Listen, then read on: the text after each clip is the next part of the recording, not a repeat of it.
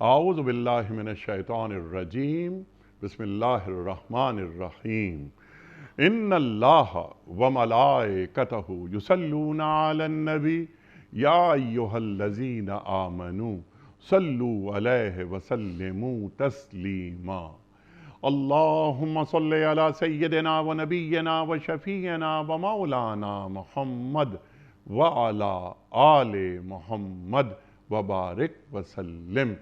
محترم خواتین و حضرات، السلام علیکم۔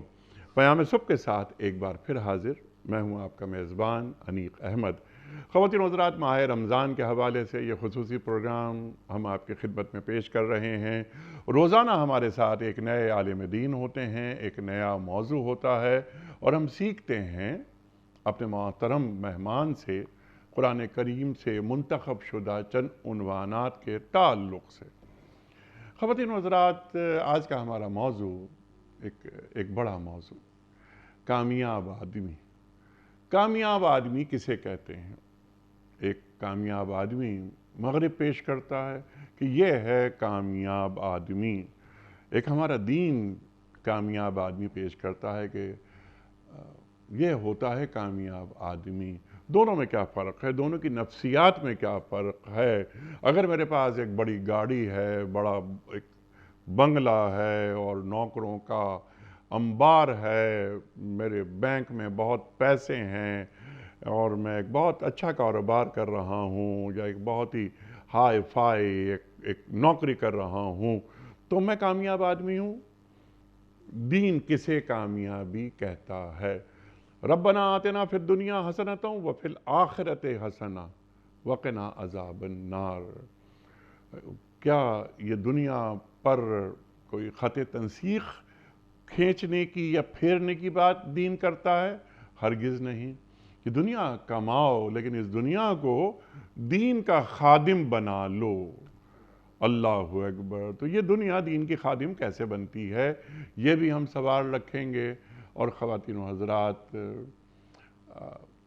قد افلح المومنون کے حوالے سے بھی بات کروائیں گے محترم مفتی محمد نذیر احمد خان صاحب سے۔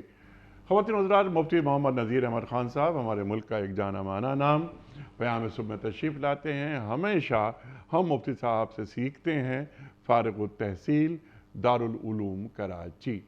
مفتی صاحب کو خوش آمدید کہتے ہوئے پروگرام کا آغاز سورہ آل عمران کی آیت 185 سے۔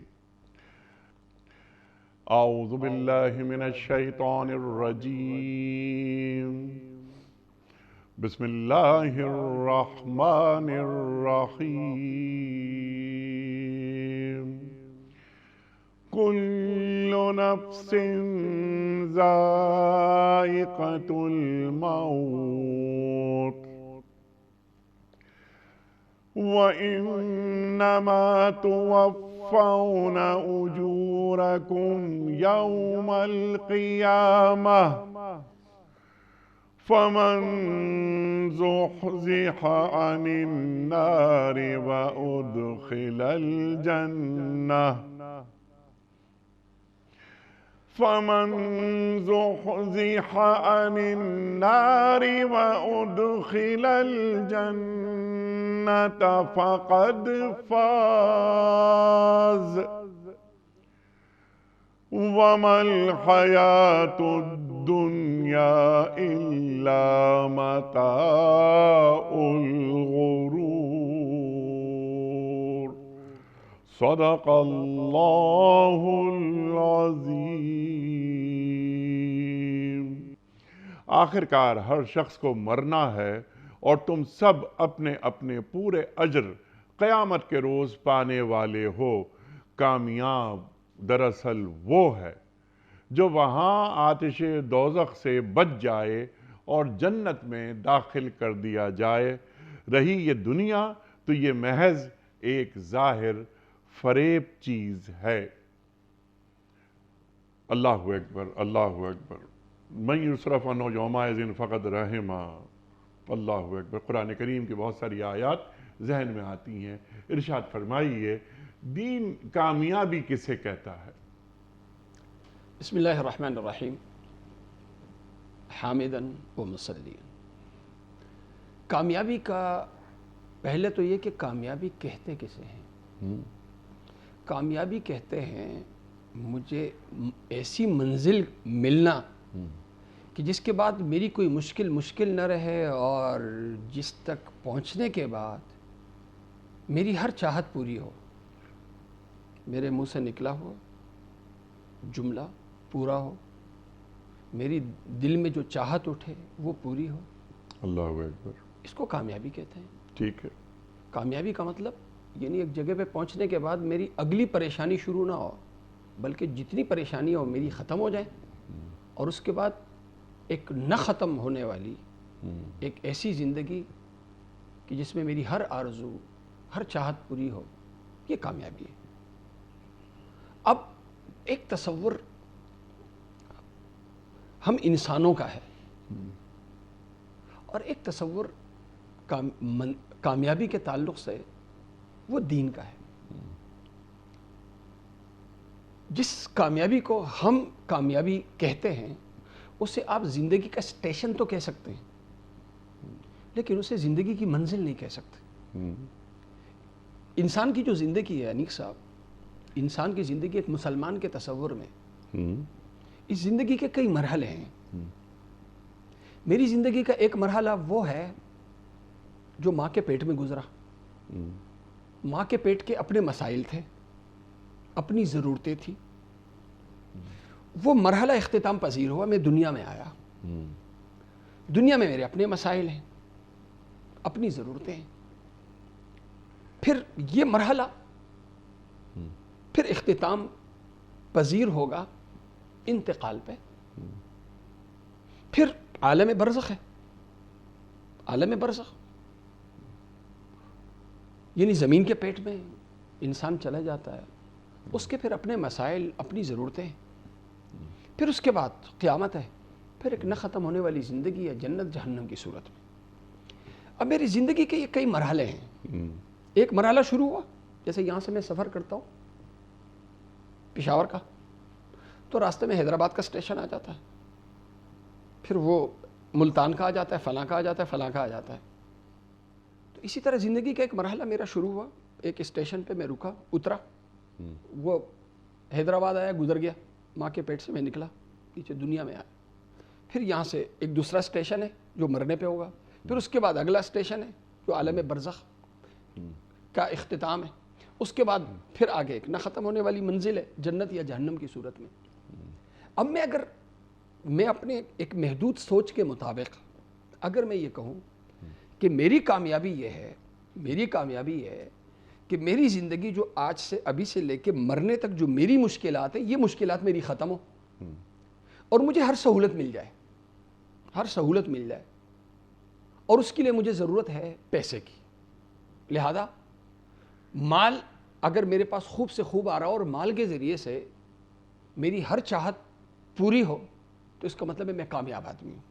لہذا بڑا گھر، اس کو میں نے کامیابی قرار دیا۔ اگر مال کے ارد گرد میں کامیابی کو گھماؤں، بڑی گاڑی میرے پاس آ گئی، میرے پاس بڑا بنگلہ آ گیا، بڑا کاروبار آ گیا، بڑا بینک بیلنس آ گیا، تو سوچنے کی بات یہ ہے کہ آیا اس دولت کے آنے سے جو میری مشکلات صرف اس زندگی کی ہیں، کیا وہ ختم ہوں گی؟ یا اس زندگی کی مشکلات چلو میری ختم بھی ہو گئی، اس مرنے کے بعد جو میری ضرورتیں ہیں، میرے مسائل ہیں، کیا وہ ختم ہوں گے؟ نہیں ہوں گے۔ ایک تو یہ تصور رکھ لیں۔ دوسرے نمبر پہ ایک تو کامیابی کا محدود تصور، دوسرے نمبر پہ ہم انسانوں نے جو جسے کامیابی کہا ہے نا، کامیابی کا مطلب ہے منزل ملنا، سہولت ملنا نہیں۔ ہم جس کو کامیابی کہتے ہیں وہ سہولت کو ہم لوگوں نے کامیابی سمجھا ہوا ہے۔ مجھے اگر بھرپور سہولت مل گئی تو یہ بھرپور سہولت مجھے مل گئی گھر کی صورت میں، بڑی نوکری کی صورت میں، بڑے مال کی صورت میں، یہ سہولت ملنا الگ ہے، کامیابی ملنا الگ ہے۔ قرآن کریم کامیابی کے لیے جو لفظ استعمال کرتا ہے وہ افلاح کرتا ہے، فازہ کرتا ہے، اور وہ جو کامیاب آدمی کا تصور جو قرآن پیش کر رہا ہے، جس کے بارے میں کہہ رہے کہ یہ جو کامیاب آدمی ہے، اس کامیاب آدمی کی دنیا بھی جنت بنتی ہے، اور عالم برزخ کا اس کا مسئلہ بھی ختم ہو جاتا ہے، اور آخرت کی نہ ختم ہونے والی زندگی وہ جنت، اس کی وہ جنت بن جاتی ہے۔ وہ کامیاب آدمی کون ہے؟ اگر میں قرآن کی ایک مقام ایسا ہو کہ میں کہوں کہ بھائی قرآن کی ان آیات کا جو مصداق بن گیا وہ کامیاب ہے. تو وہ سورہ مومنین کی شروع کی 10 آیات ہیں. قد افلح المؤمنون جی الذین هم فی صلاتہم خاشعون. قرآن کیا کہہ رہا ہے کہ دیکھو کامیاب آدمی وہ نہیں ہے جو مال والا ہو، کامیاب آدمی وہ ہے جو کردار والا ہو. کردار والا ہو. اور کردار کا بڑا تعلق قرآن ایک تو اس سے کرتا ہے کہ کامیاب آدمی ہو جس کو اپنی زبان پہ کنٹرول ہو، جس کو اپنی شرمگاہ پہ کنٹرول ہو. جو اپنی شرمگاہ کو کنٹرول میں نہ رکھ سکے، جو اپنی زبان کو کنٹرول میں نہ رکھ سکے، اس کے بعد کتنا پیسہ، کتنی دولت، کتنا کچھ ہو، یہ کمزور آدمی ہے. انتہا کہ یہ تو دنیا والوں کی نظر میں بھی کمزور. دوسرے نمبر پہ سب کچھ اس کے پاس ہو، کنٹرول میں بھی ہو، پھر وہ دو چیزیں، خدا کی حق تلفی بھی نہ کرتا ہو، بندوں کی حق تلفی بھی نہ کرتا ہو. ٹھیک. خدا کا حق ادا کرتا ہو عبادت کی صورت میں، بندوں کا حق ادا کرتا ہو زکوٰۃ، صدقات، خیرات کی صورت میں، جو معاہدہ کیا ہے معاہدوں کی پابندی کی صورت میں. یہ 4 چیزیں ہو گئی. ایک دو کا تعلق کنٹرول سے ہوا، ایک کا تعلق خدمت اور عبادت سے ہوا. اور قرآن نے اس کی جو بنیاد رکھی ہے نا کہ ایک کامیاب آدمی کامیابی کے راستے پہ کیسے چلے کہ وہ چلے اور اسے منزل مل جائے. قرآن کریم نے نماز کو بنیاد بنا ہے. نماز وہ ہے جو جسم کے ساتھ نہ ہو، جو دل کے ساتھ ہو. نماز حقیقت میں نماز کون ہے؟ وہ نہیں ہے جو جسم کی حرکات کا نام ہے، وہ نہیں، ٹھیک، جو دل کی نماز ہے. اس لیے قرآن کہتا ہے قد افلح المؤمنون الذین هم فی صلاتہم خاشعون. یہ حضور قلب کے ساتھ، دل کی توجہ کے ساتھ جو نماز پڑھتے ہیں، نمبر 1.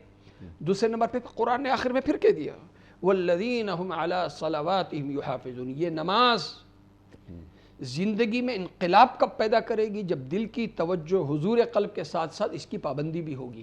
یہ نہیں جب موڈ ہوا پڑھ لیا یا موڈ ہوا چھوڑ دیا، یہ نہیں. اللہ.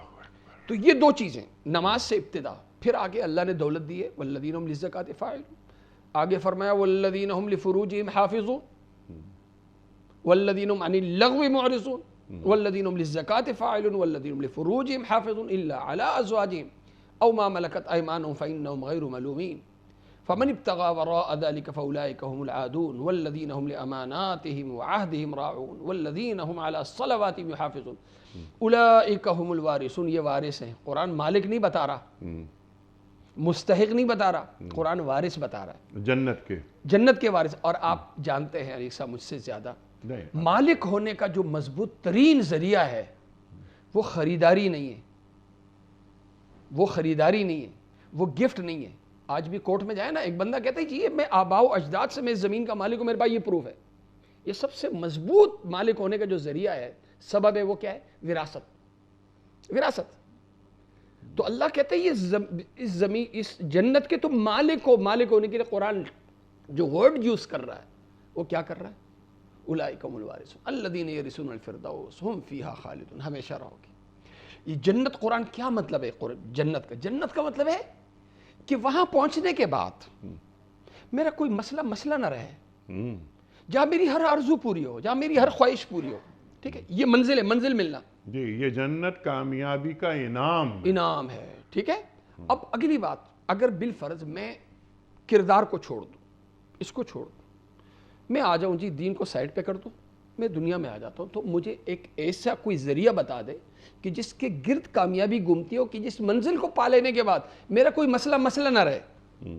اگر آپ کہیں کہ وہ مال ہے، ٹھیک ہے، تو مال اگر بالفرض میں غریب تھا، آج میں نے اتنی محنت کی کہ میں نے ایک فیکٹری لگا دی، میری 10 فیکٹریوں کا مالک ہو گیا، کیا میری مشکلات ختم ہوئی؟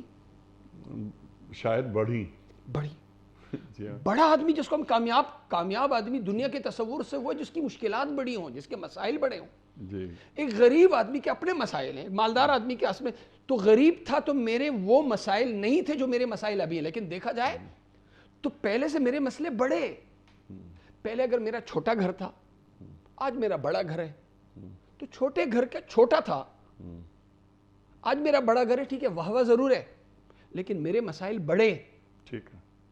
تو آج جو دنیا جسے کامیاب بنا کے پیش کر رہی ہے نا، یہ دراصل یہ وہ ہے جو جہاں سے بڑے مسائل شروع ہوتے ہیں، چھوٹے مسائل ختم ہو جاتے ہیں اور اس لیول کے بڑے مسائل شروع ہو ٹھیک ہے. اچھا سوال یہاں چھوٹا سا آپ کی خدمت میں, پھر بڑے سوالات بھی کچھ رکھیں گے آپ کی خدمت میں. جو آپ نے بات فرمائی مسائل پیدا ہو گئے, زیادہ ہو گئے مسائل, پھر ذرا قناعت کی طرف بھی ہم آپ سے بات کروائیں گے. لیکن کیا دین دنیا کو حاصل کرنے کی مذمت کرتا ہے؟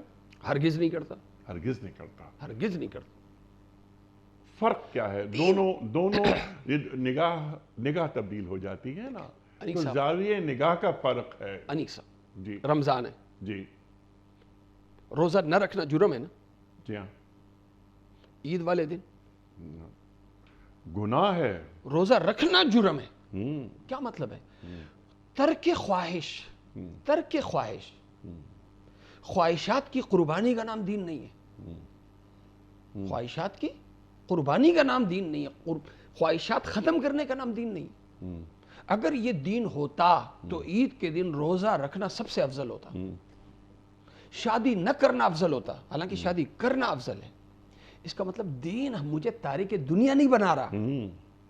کیا بنا رہا ہے؟ تارک گناہ. جی ہاں, میں دنیا میرے پاس ہو, گناہ کے ارتکاب کے بغیر میں بہترین مسلمان ہوں. یہ جو قرآن حیات طیبہ کا تصور رکھ رہا ہے نا, دیکھیں میری اپنی اس دنیا کے مسائل بھی لے لیں, اس دنیا کے مسائل لے لیں. اس دنیا کا میرے بہت سے مسئلے ہیں, وہ مال سے حل ہوتے ہیں. جیسے میرا گھر ہے, بڑا گھر پیسے کے بغیر نہیں بنے گا, بڑی گاڑی پیسے کے بغیر ممکن نہیں. مثال دے رہا ہوں, ٹھیک ہے. میرا کھانا پینا, میرا راشن, جتنے کام ہیں سارے پیسے سے حل ہوتے ہیں. لیکن کچھ میرے مسئلے ایسے ہیں جو مال سے حل نہیں ہو سکتے. مثال کے طور سے میرے دو بڑے مسئلے ہیں. ایک میرا مسئلہ ہے دل کے سکون کا. جی ہاں, مجھے دو چیزیں اس دنیا میں بہت ضروری, تین چیزیں چاہیے مجھے میری زندگی. ایک مجھے سکون چاہیے, دل کا سکون. میں پیٹ خالی ہو یہ میں برداشت کر سکتا ہوں, ٹھیک ہے, یہ میں برداشت کر سکتا ہوں. غربت برداشت کر سکتا ہوں, میں پیاس برداشت کر سکتا ہوں. لیکن ادھر کی بے سکونی میں برداشت نہیں کر سکتا. میں ہوائی جہازوں میں گھوم رہا ہوں, میں بڑے بڑے بنگلوں میں رہ رہا ہوں, لیکن ادھر یہ دل غم سے بھرا ہوا ہے, ٹینشن سے بھرا ہوا ہے, ڈپریشن سے بھرا ہوا ہے. وہ جنت نظیر گھر بھی میرے لیے کیا بنے گا؟ جہنم بنے گا. ادھر بنانے والے نے ادھر کی خوراک کیا رکھی ہے, وہ کیسے کروں کہ اچھی گاڑی سے جسم کو آرام ملتا ہے, اچھے گھر سے اس جسم کو آرام ملتا ہے. جسم کا مسئلہ حل ہو گیا مال سے, لیکن اس دل کا مسئلہ کیسے حل ہوگا؟ میرے سامنے کھانا رکھا ہوا ہے, تو کھانا دیکھ کے کیا میرا پیٹ بھرے گا؟ نہیں بھرے گا. یہ سکون دینے والی چیزیں دیکھ کے میں کہوں دل میں سکون آ جائے, نہیں آ سکتا. اس دل کے سکون کے لیے مجھے ضرورت ہے خدا کو ادھر لانے کے لیے. جب میں دین پہ چلتا ہوں نا, دین میرا ایک بڑا مسئلہ حل کرتا ہے. جب اللہ کا میں بن جاتا ہوں, میں دین کا پابند ہو جاتا ہوں, تو مجھے دل کا سکون مل جاتا ہے. قرآن اسے کہتا ہے یا ایھا الذین آمنوا استجیبوا للہ وللرسول اذا دعاکم لما یحییکم. اللہ اور اللہ کے رسول کی پابندی اگر کرو گے, دین پہ چلو گے, تو اس سے تمہیں سکون والی زندگی ملے گی. ایک میرا ایک مسئلہ یہ ہے. انیق صاحب میرا دوسرا مسئلہ جو اس دنیا کو کامیاب بنانے کا ہے, وہ دوسرا میرا سب سے بڑا مسئلہ یہ ہے کہ میں جہاں ہوں میرے ارد گرد کے ماحول سے مجھے خلوص ملے. کیا ملے؟ خلوص. میری بیوی ہے گھر میں, جس نظر سے مجھے دیکھتی ہے اس نظر سے کسی اور کو نہ دیکھے. میرے بچے ہیں, بچیاں ہیں, وہ میری عزت ہے, وہ میرے ہی ہوں, اپنے سے زیادہ میری عزت کریں. میں غصہ کروں جو کروں, میرا جو ایک لیول ہے سب سے اوپر مجھے سمجھے. یہ دیندار بنائے بغیر میری یہ خواہش پوری ہو ہی نہیں سکتی. دیندار بناؤں گا تو اللہ نے کیا کہا ہے, اللہ اور اللہ کے رسول کے بعد اگر کسی کا درجہ ہے تو وہ کس کا ہے؟ والدین کا ہے. بیوی سے کیا کہا جا رہا ہے کہ شادی کے بعد تیرے والدین تیرے لیے اللہ کے بعد نہیں ہے, تیرا شوہر اللہ اور اللہ کے رسول کے بعد. لہذا میری بیوی میری ہی ہو, یہ تب ہوگا جب وہ دین ہوگا. دین نہیں ہے اس کی زندگی میں, ہر عیاشی کا ہر سامان ہے میری بیوی کے پاس. اب بھائی آپ اعتماد نہیں کر سکتے, آپ ٹرسٹ نہیں کر سکتے. آپ ہمیشہ شک میں ہی مبتلا رہیں گے کہ آج بیوی نے بات کر دی، آج فلاں فون کر دیا، فلاں فنکشن میں گئی، فلاں سے اس طرح سے بات، یہ طرح شکوک و شبہات آئیں گے، وسوسے آئیں گے۔ بیوی کو آپ سے کوئی اچھا ملے گا، اگر اس میں دین نہیں ہے تو آپ سے طلاق لے لے گی، اور ویسے ہی قانون ہے کہ جی اب طلاق لینے سے اتنی جائیداد اس کی ہو جائے گی۔ آپ ہمیشہ ڈرتے رہیں گے کہ آج بیوی بھاگے گی، کل بھاگے گی، آج یوں ہوگا، آج وہ ہوگا۔ اسی طرح دوست احباب ہیں، اگر آپ کے دوست، آپ کے ملازم اللہ کے ہیں، اللہ کے پابند ہیں، تو آپ سے مخلص ہوں گی۔ تو آپ کو اپنے دوستوں سے خلوص چاہیے، آپ کو اپنے گھر والوں سے خلوص چاہیے، آپ کو اپنے محلے والوں سے خلوص چاہیے۔ خلوص آپ کی سب سے بڑی ضرورت ہے۔ یہ پیسے سے، اگر آپ کے پاس پیسہ ہے، دین نہیں ہے، حسد بڑھے گا، خلوص نہیں آئے گا۔ ٹھیک۔ تو ایک میری ضرورت سکون ہے، دوسرے نمبر پہ میری ضرورت کیا ہے؟ میری ضرورت خلوص ہے۔ تیسرے نمبر میری سب سے بڑی ضرورت کیا ہے انیس صاحب؟ جس کو ہم شریعت، جس کو اسلام فقہائے کرام اس کو مقاصد شریعت کہتے ہیں، مقاصد شریعت، جی، ٹھیک ہے، یعنی آبجیکٹیوز آف شریعہ، آف اسلامک لا۔ تو جو آبجیکٹیوز ہیں وہ کیا ہیں؟ میں اگر مسلمان بنوں گا، میرے ملک کا نظام اسلامی ہوگا، تو اسلام میرے کو کیا دے گا؟ کیا یہی کہ مرنے کے بعد میری زندگی بنے گی؟ بس میرا دین دنیا بھی بناتا ہے، دنیا پہلے بناتا ہے، آخرت بعد میں بناتا ہے۔ ربنا آتنا فی الدنیا حسنہ پہلے ہے، وفی الآخرت حسنہ بعد میں ہے۔ اس دنیا کو میں نے جنت بنانا ہے، اس کی منزل میں نے کیسے حاصل کرنی ہے؟ میری سب سے بڑی ضرورت ہے امن، امن ہے۔ میری سب سے بڑی ضرورت یہ ہے کہ مجھے جان کی حفاظت کی ضمانت مل جائے ریاست سے، مجھے مال اور کاروبار کے تحفظ کی ضمانت ملے۔ نمبر 3، عزت و آبرو کے تحفظ کی ضمانت ملے۔ نمبر 4، جہاں میں رہ رہا ہوں میرے بچے ہیں، وہ سب سے بڑا مسئلہ نشہ اور منشیات سے تحفظ ہوتا ہے کہ میرے بچے آوارہ نہ ہو۔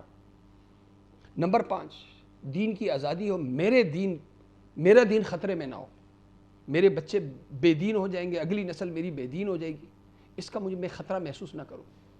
آج مغرب اگر دے رہا ہے تو 2 چیزیں دے رہا ہے آپ کو، جان کا تحفظ، مال اور کاروبار کا تحفظ دے رہا ہے، باقی جو 3 چیزیں وہ نہیں ہیں وہاں پہ۔ جس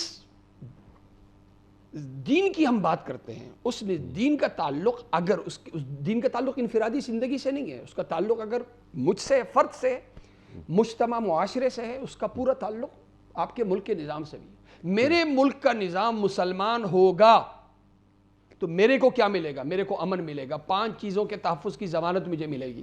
ٹھیک ہے۔ اچھا، اگر وہ نہ مل رہی ہو تو کیا پھر مسلم دنیا کا جو طریقہ کار ہے اس جانب توجہ کی جا سکتی ہے؟ جیسا اب مقاصد الشریعہ آپ نے بیان فرمایا، جان کی حفاظت، مال کی حفاظت، عزت و آبرو کی حفاظت وغیرہ وغیرہ، تو یہ کیا مسلم ریاستوں میں ہم دیکھ رہے ہیں کہ یہ دین کو مطلوب جو معاشرے ہیں یا ریاستیں ہیں وہ ایسی ہوتی ہیں؟ بہت اچھا سوال کیا آپ نے۔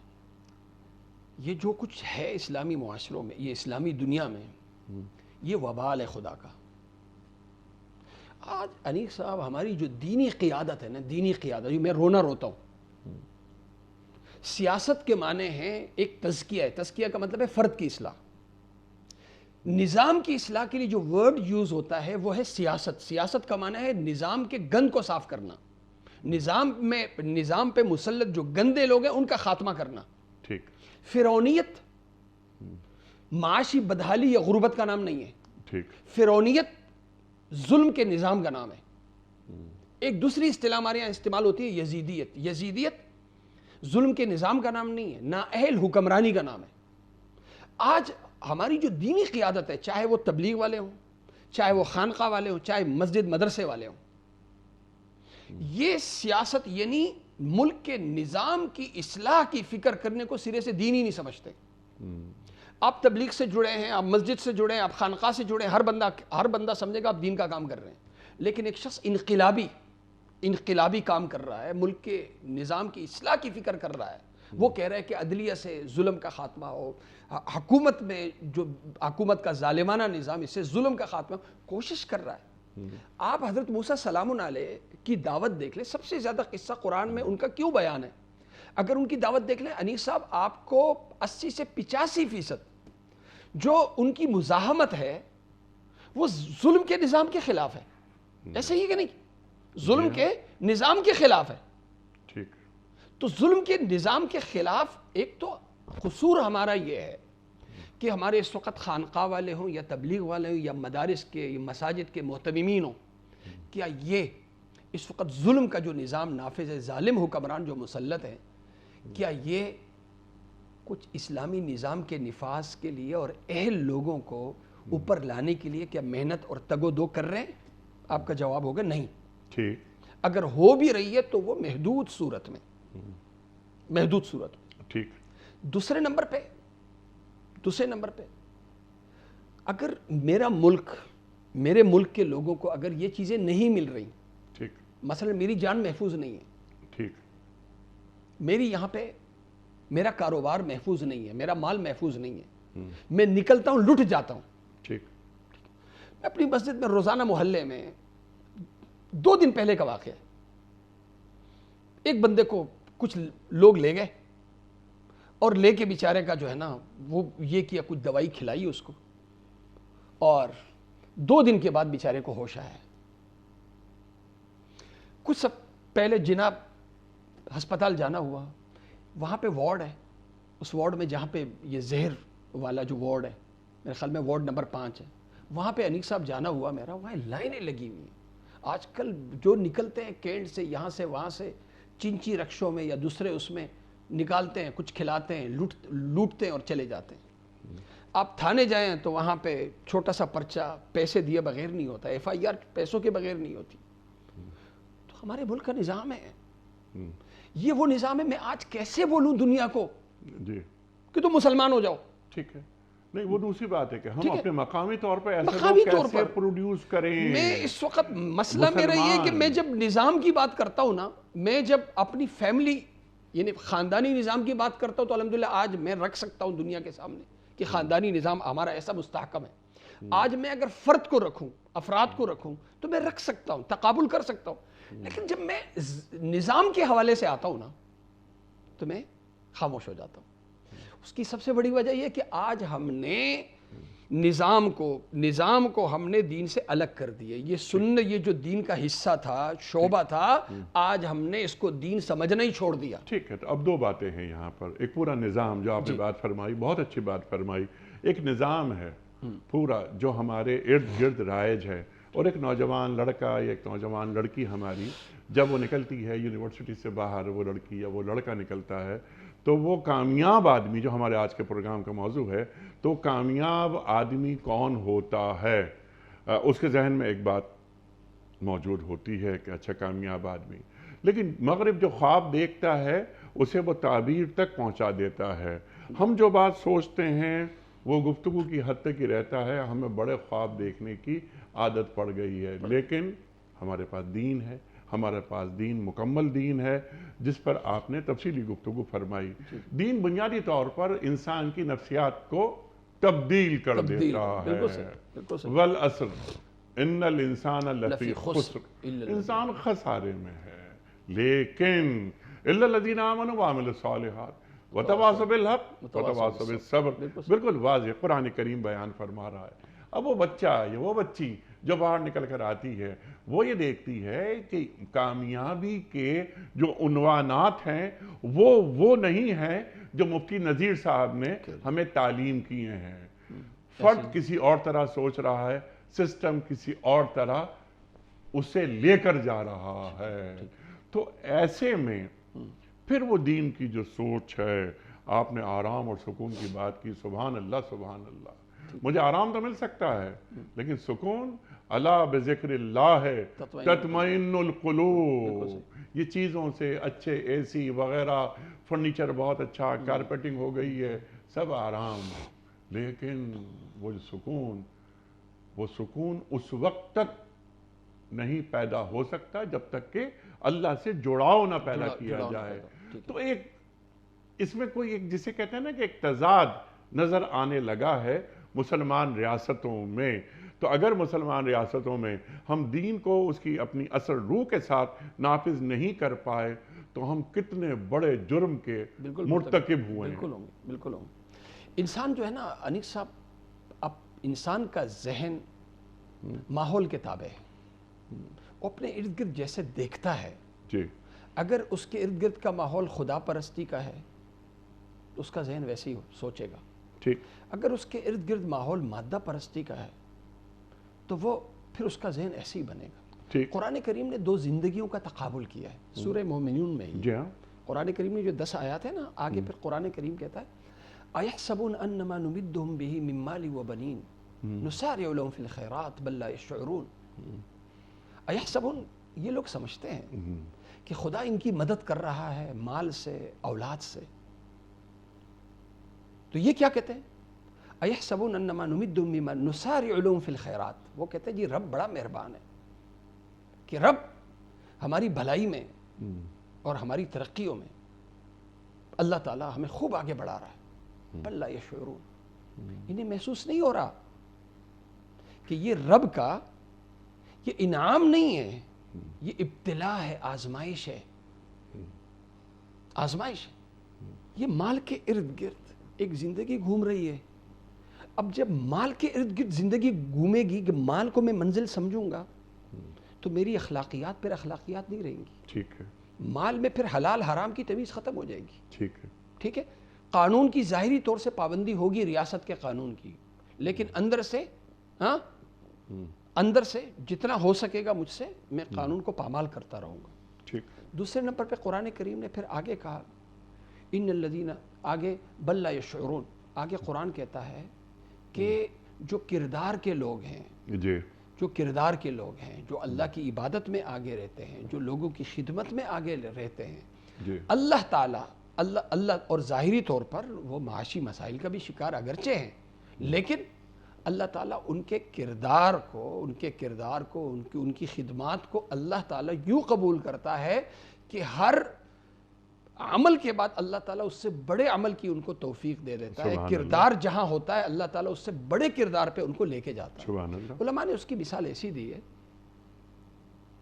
کہ ایک شخص ہے، وہ ایک ایسی کشتی میں سوار ہے کہ جو کشتی سمندر میں چلنے کی قابل نہیں ہے، بڑے سمندر میں جائے گی تو ڈوب جائے گی. اب اس پہ ایک سوار ہے، خدا کا باغی سوار ہے. اب وہ سوار ہے اور دوسرے نمبر پہ خدا کے دین کا ایک پابند شخص، وہ بھی اسی طرح کی کمزور کشتی پہ وہ بھی سوار ہے، جہاز میں وہ بھی سوار ہے. ادھر سے خدا کے باغی سوار ہے جہاز میں، ادھر سے خدا کے پابند سوار ہے. یہ جہاز جو تھوڑا سا آگے نکل جاتا ہے نا، وہ باغیوں کا جہاز نکل جاتا ہے اور بڑے سمندر میں پہنچ جاتا ہے. اور ادھر یہ خدا کے دین کے پابند لوگوں کا جہاز جیسے نکلتا ہے تو آگے سے کچھ موجیں آ جاتی ہیں، طوفانی ہوائیں آ جاتی ہیں اور وہ جہاز وہیں خراب ہو جاتا ہے.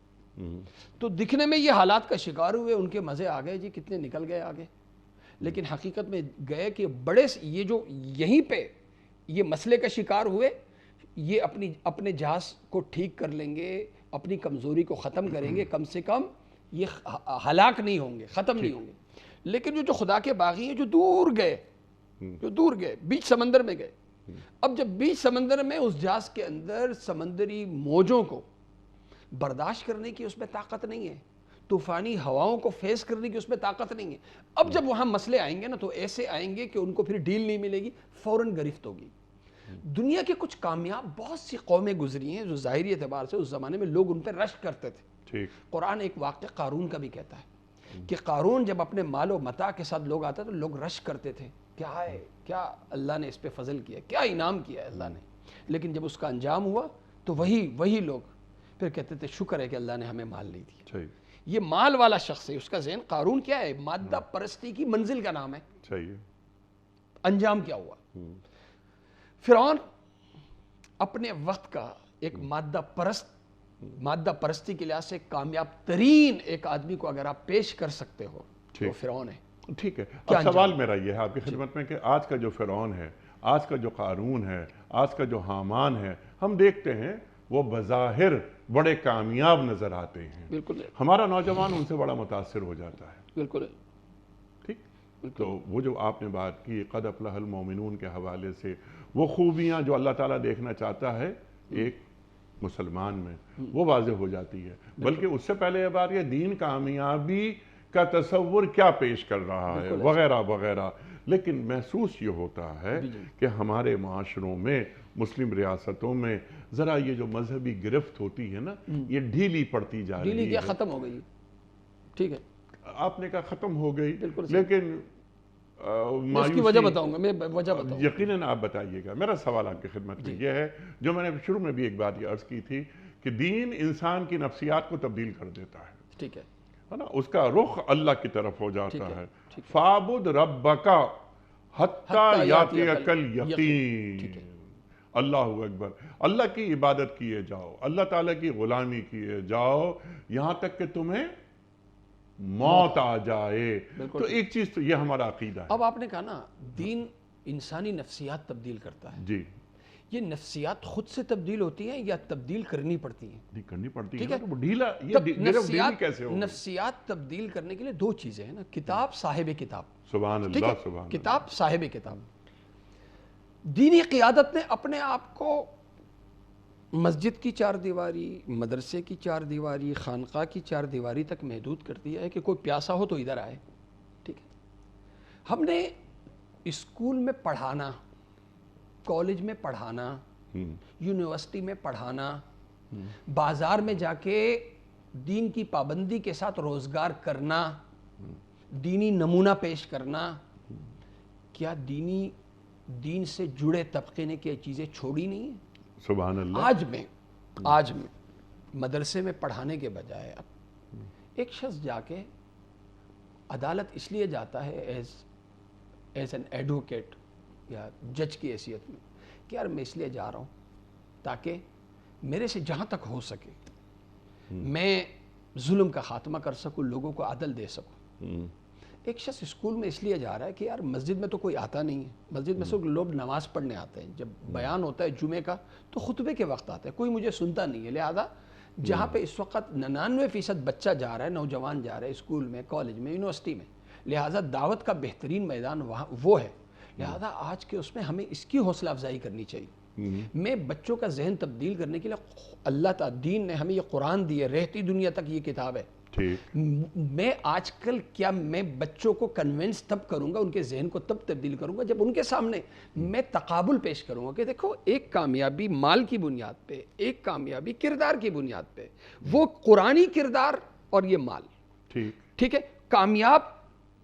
کامیابی کا مطلب ہے منزل ملنا، سہولت ملنا نہیں، بہت اچھا، اور منزل اسٹیشن کا نام نہیں ہے، زندگی کے کسی مرحلے کے اختتام کا نام نہیں ہے، زندگی کے ایک مرحلے کے اختتام کا نام نہیں ہے، اس کو آپ اسٹیشن بول سکتے ہو، منزل الگ ہے، اسٹیشن الگ ہے۔ یہ تب جیسے میں آج یہاں بول رہا ہوں، یہ اس لیے بول رہا ہوں انیس صاحب، اس لیے بول رہا ہوں کہ میں یہاں آنے کو دین سمجھ رہا ہوں، لیکن ایسے نہیں، میں کہہ رہا ہوں ہزاروں میں ایسے علماء ہیں جو ہمارے اس آنے کو جائز نہیں سمجھتے۔ میں عرض کر رہا ہوں ہے یا نہیں، آپ بتاؤ ہے یا نہیں اس آنے کو؟ مسجد کے ممبر پہ میں بیٹھوں یہ ان کے ہاں دین ہے، لیکن یہاں کے انیس صاحب کے سامنے ٹی وی پہ میں بیٹھوں تو یہ ان کے ہاں بے دینی ہے، سمجھے نا؟ یہ جو مائنڈ ہے نا اندر کا جو مائنڈ ہے، مائنڈ سیٹ، اس کو تبدیل کرنے کی ضرورت ہے۔ ٹھیک ہے، اچھا اب سوال یہ آپ نے بات فرمائی اور بہت اچھی بات فرمائی کہ جو ہمارے علماء ان کی ذمہ داری یہ ہوتی ہے نا کہ وہ نیکی کو پھیلائیں، بتائیں، دین کا تصور ہے کیا، اللہ تعالیٰ کا مطلوب انسان کون ہے وہ بتائیں، اللہ اکبر۔ لیکن اس سے قبل علماء کی ذمہ داری ہے، اس سے قبل ایک بات ذہن میں آئی، نہیں پہلے میں ایک بہت اہم بات کر رہا ہوں، ارشاد، وہ آپ نے کہنے نہیں دی۔ ارشاد۔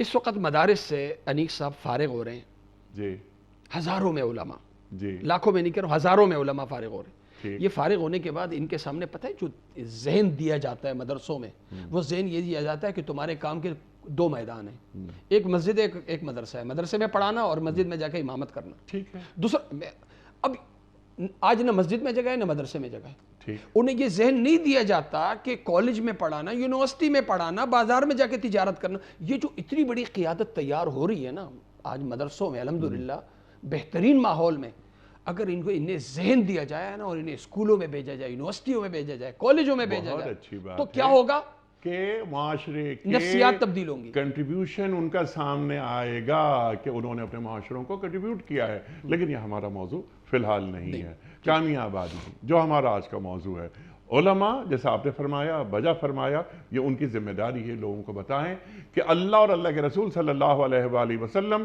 کامیاب آدمی کسے قرار دیتے ہیں۔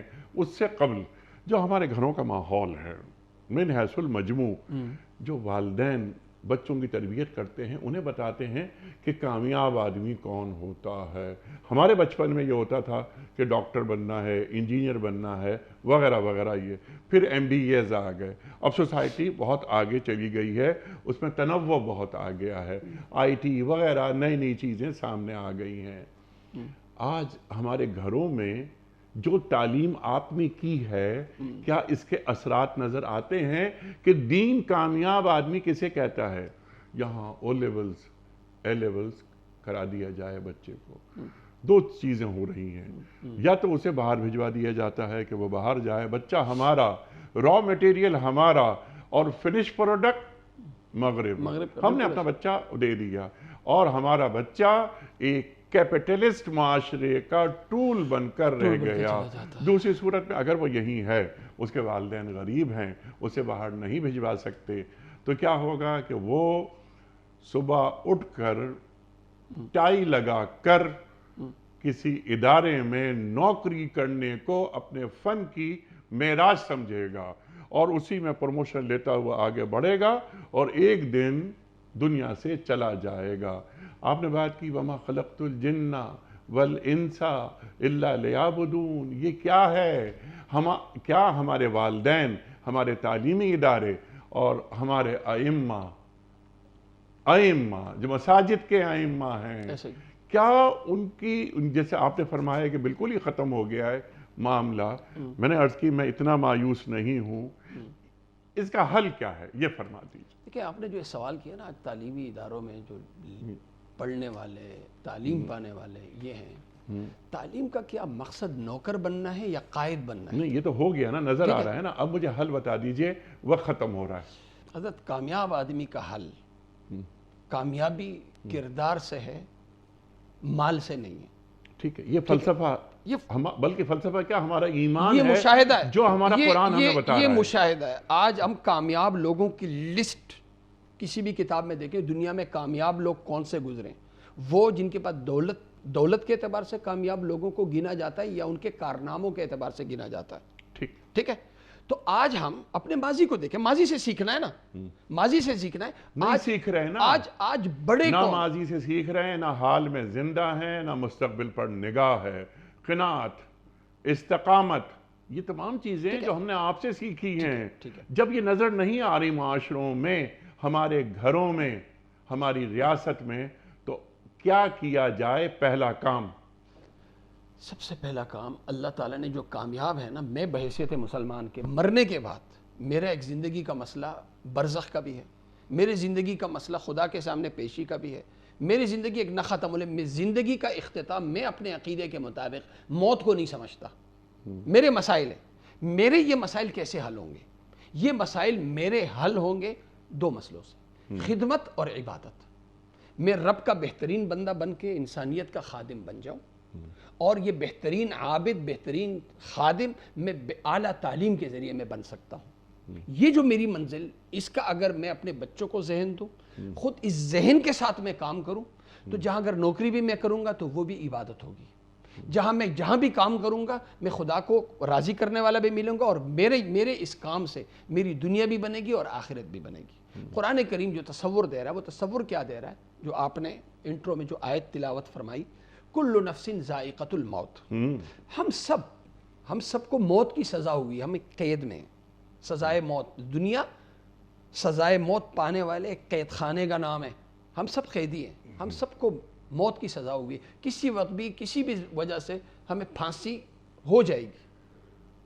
آگے جب پھانسی مجھے ہو جائے گی تو اس کے بعد کیا ہوگا؟ میں ختم ہو جاؤں گا؟ نہیں، وَإِنَّمَا تُوَفَّوْنَ أُجُورَكُمْ يَوْمَ الْقِيَامَةِ، جو میں نے کیا ہوگا اس قید خانے میں، اس کا پورا صلہ مجھے دیا جائے گا۔ اچھا کیا ہوگا تو اچھا ملے گا، برا کیا ہوگا تو برا انجام ملے گا۔